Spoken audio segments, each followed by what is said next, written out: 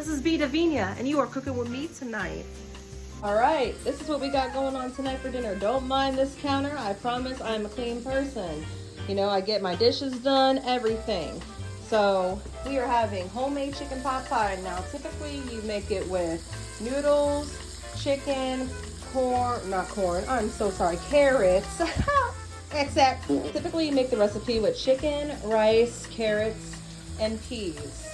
So that's what we're starting. We are frying up 4 lovely breasts, but you can use 2 to 3. Don't worry about if the side is still raw. We're gonna flip it again, make sure they're a golden brown color. What I did was I let my oil heat up slightly high, so we're gonna turn it down some because you wanna make sure the oil is hot. It's okay to use a bit of butter to stop the oil from burning.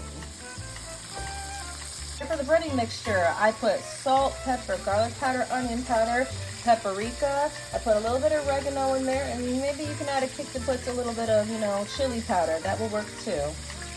Do not worry if the chicken does not cook all the way through. It's going in a 400-degree oven, enough for the pie crust to cook. If you do not have time to make homemade pie crust, just use store-bought pie crust. I'll teach you how to do this in a minute. After your chicken is cooked, you want to bring to a slight boil any type of water mixed with a little milk. I would say about 1 cup of water, 1/2 cup of milk, and some margarine, about a tablespoon of that as well. In this case, I will be using just garlic parm rice sides. I'm cut on time, so I would just use regular long grain rice.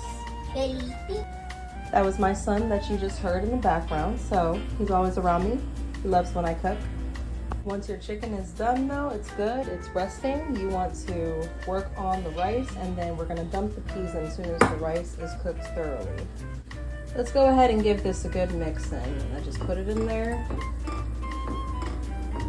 Of course, once it is nice and soft and it is not liquidy like this, it will absorb as the starch cooks.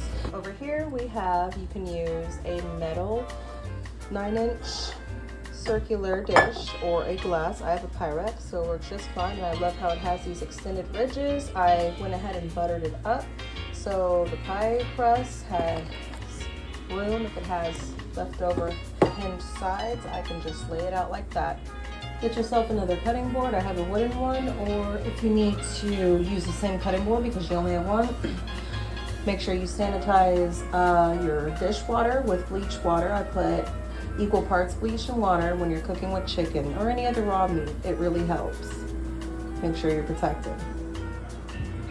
After your chicken is diced up on the cutting board, put it in with the rice. The rice should be done at this point. Mix it all in. Over here, you see I already placed my pie in my dish. Sometimes it was starting to rip a bit, so I just tucked it in, blend it back together. I poked holes in the bottom so there's no bubbles. You personally don't have to do this. This is optional. I like to add 1/2 cup of sour cream just for a little bit of creamy texture and moisture.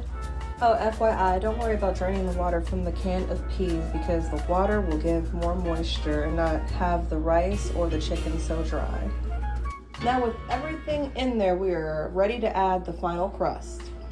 Okay, we got the filling and we got the other pie crust on top.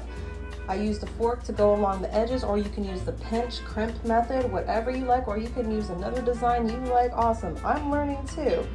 This is about to go in the oven. Let's go, big boy. Just 4 slight pokes in the center equally to vent the pie so it doesn't bubble. All right, well, about 14 to 16 minutes just to cook the pie crust and heat up the insides of it, and there it is, voila. As you can see, it's starting to get warm on the inside. It's okay for like a little softness. Oh, chipped on the side of it, but it would have been a perfect edge. Look at that, that's beautiful. It's so beautiful. I'm excited to try it.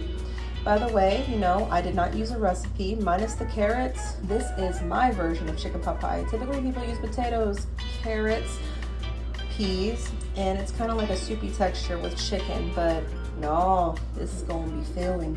I'm excited. Ooh. And ladies and gentlemen, guys and gals, there it is, completely done. I served both my son a piece. I do say that if there's something that I could do different, I think I would add just one egg just to see if I can keep it together. It is pretty stuffed and has a lot of filling, but maybe it would have stayed together, but it's still gonna be good regardless, you know? I'm excited.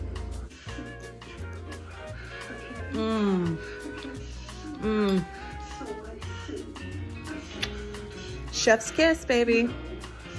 Stay tuned for more videos. Come have dinner with me sometime.